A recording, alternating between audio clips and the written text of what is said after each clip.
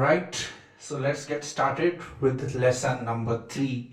We already have a drum beat from our previous class here, and you can listen to the drums and a little melody that we created. So we will keep this melody on hold for now as we learn more concepts. We will be using this scale melody that we created first in our last lesson. I will add another MIDI track to learn about chords. This here covers all the natural notes. We have played all the white keys one by one. Now we will try to find a chord associated with one of these notes at a time.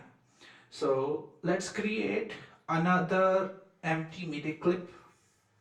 Here I would like you to notice that I have created all this in third, starting from the third octave as we call it, C3. The chords, I would like them to be in a lower octave. So let's say I have my first chord over here on C2. I will turn this preview on and I can't hear anything because I want a nice little piano going on here. Let's go here and let's select this piano to go with. I will drop it here and now you can hear the first note comes out loud. This is really clean. If I turn off the loop and stretch this out, I have a 4-bar MIDI clip as we need it. Now I want to see how many chords we can create here. So you see every 2 counts the note changes. So if I trace the same notes also, it's going to be very interesting. Let's change this to half note so that we can have the notes going on really quickly.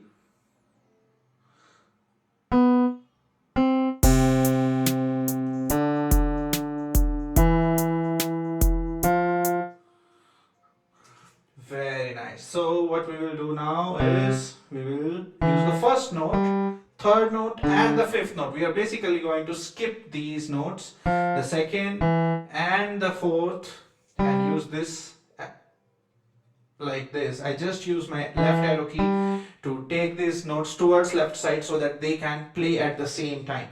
This makes the combination of these 3 notes, the first, third and fifth, as the first chord, first harmony of this scale. Right? So for the second, we have to simply take the second, fourth and sixth so that we can have the second chord. As you can see, we have this. I can just simply duplicate this, place it on the third note, make sure it's all on the white keys, and you're ready to go with the third chord as well. Duplicating this, I just use Command and D to duplicate this.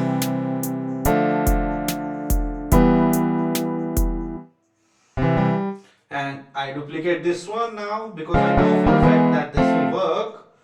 I copy the first note, get the fourth count.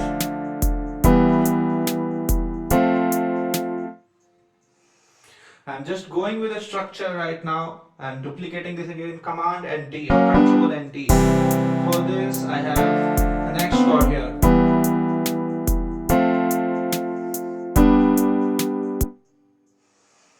Very nice. Now let's take this, Command D, duplicate this. Make sure all the notes are on the white keys. These are all on white keys. This is A, C and E. We are still on white keys. Let's make some chords for this also. So we can skip the next white key and it will come here, and this one will come over, let's say here. So, and the last one of course is C. So same.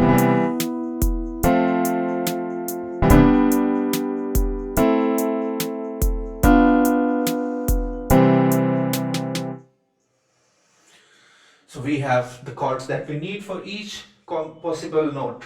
Now, if we have a melody, we may not use all these chords at all the times, right? So let's create 2 little chord sections and we will call them as chord progressions. Using these chords is going to be very interesting. I will copy this and paste it over here.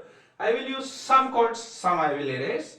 So let's use a very popular combination of chords as 1, 4 and 5, and then we go back to 1.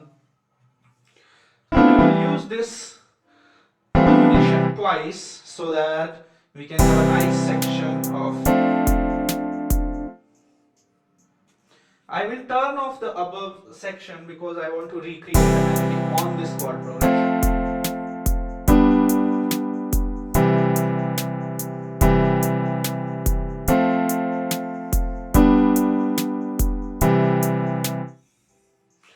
As you can see, it's a simple pop song progression. Now I will go ahead and create an interesting melody over this. Let's create a melody over here.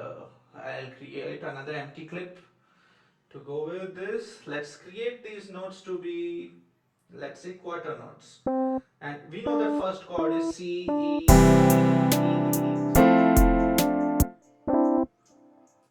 and I'm using the same notes that actually I used in the chord, and I'm taking them to a higher octave. This is how you can use the chords to come up with something interesting. And this will work if I just Command D and duplicate it and paste it in different chords places. So I know for a fact that we have the chords as C, F, and I duplicate this again, and we have a G here.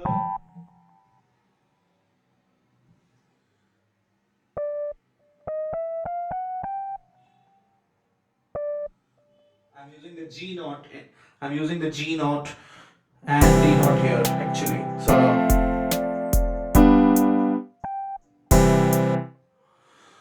just making this note longer to create some character in the melody.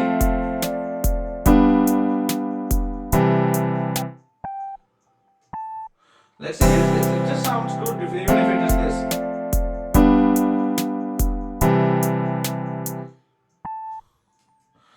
Just trying to make something going on with this.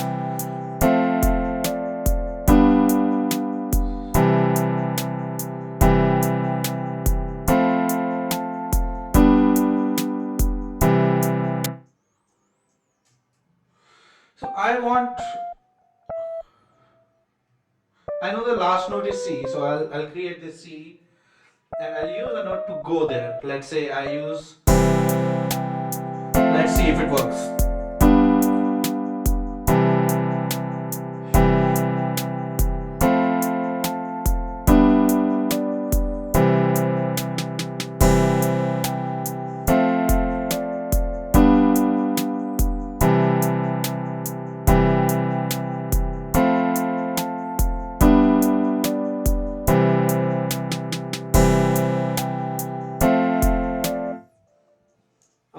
All right.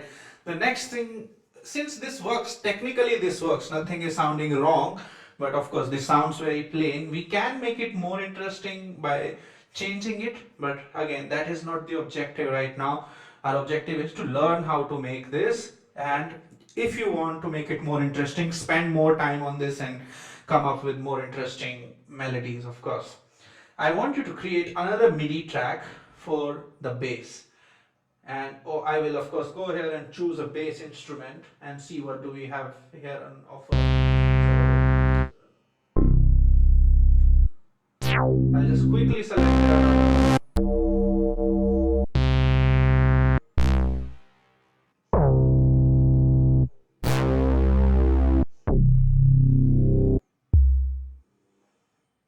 okay, this is a nice soft bass. Let's drop this here and create a new MIDI clip. Now it is very well known actually that we can use the root notes, the lowest notes of the chord in place of the bass notes. So what I'll do is I'll copy the chord progression, delete rest of the notes.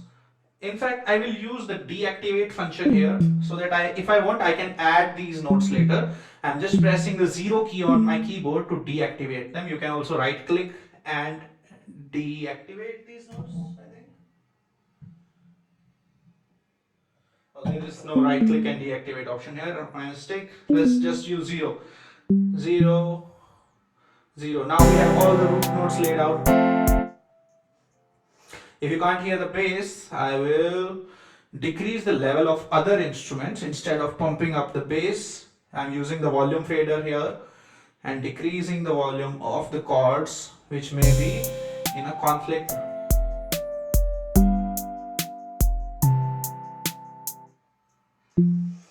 So I can see that this I deactivated by mistake.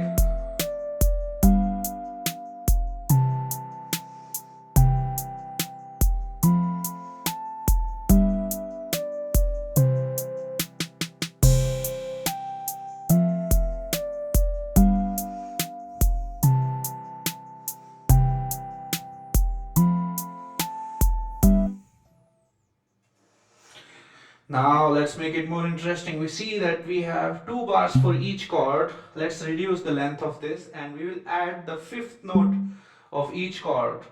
To make it more interesting, I activate this now and let's say I reduce the length of this.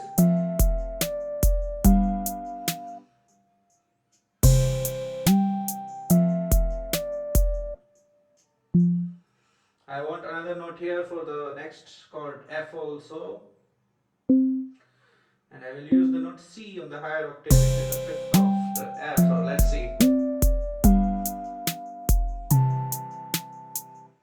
I don't want it very busy in the end, but I do want a little extra note here because the next chord is C.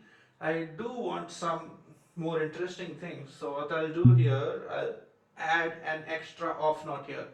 Let's use the note B to make it slightly more interesting. I use a quarter note here, or let's use a 8th note here to make it a little more interesting.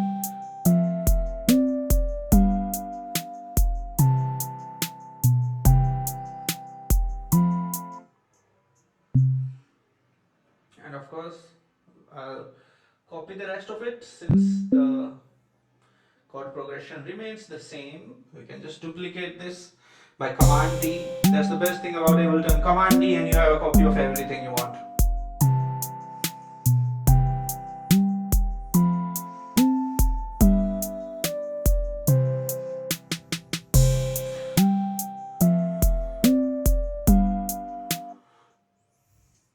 Now since this is bass, I figure we can go down. To go and move the whole number of notes together down, let's delete the extra notes that we have not used. We can use them, we can create more notes in between them, but I don't want the bass line to be very busy right now so that it is simple to understand.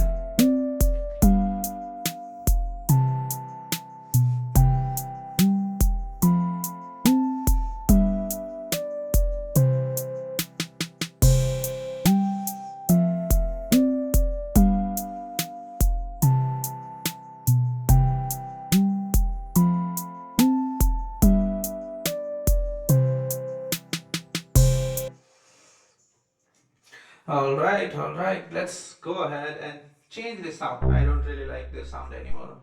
Let's use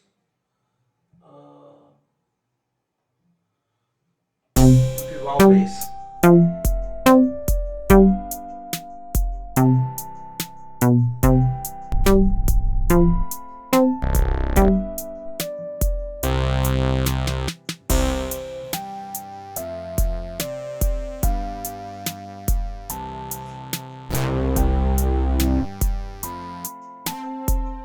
If I go and